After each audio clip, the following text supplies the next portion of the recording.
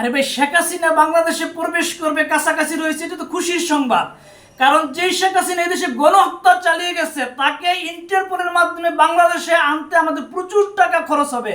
এখন হয়তো বা সেই সিদ্ধান্ত নিচ্ছে যে আমি তো পৃথিবীর কোনো দেশে আমাকে জায়গা দিচ্ছে না, বাংলাদেশ ইন্টারপোলের মাধ্যমে নিয়ে আমাকে গণহত্যার দায়ে ফাঁসি দিবে।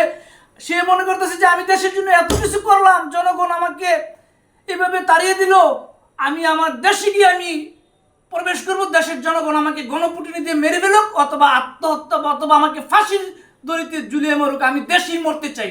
এই সিদ্ধান্তের জন্য সে দেশে আসতে চায়, অন্য কোনো কিছু না। কারণ সে ক্ষমতা এই দেশ থেকে নেওয়ার মতো বা তার সেই পরিস্থিতি নাই।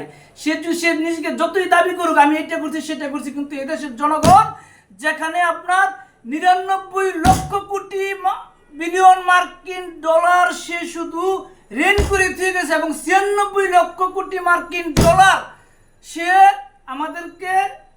আমাদেরকে সে বিদেশ পাচার করছে তার এমপি মন্ত্রীরা। তো সেক্ষেত্রে এই দেশের প্রতি তার দাবি দুবাব কিছুই থাকতে পারে না। এখন সে মৃত্যুটা যেন তার এই দেশের জনগণ আলা ফাঁসি দেওক বা তাকে গণপিটুনি দিয়ে মরক লিবিয়ার গাদ্দাফির মতো, সেই উদ্দেশ্য নিয়ে তিনি আসতেছেন যে যেন অন্তত দেশের মাটিতে তার মাটিটা হোক, অন্য কোনো কিছু না।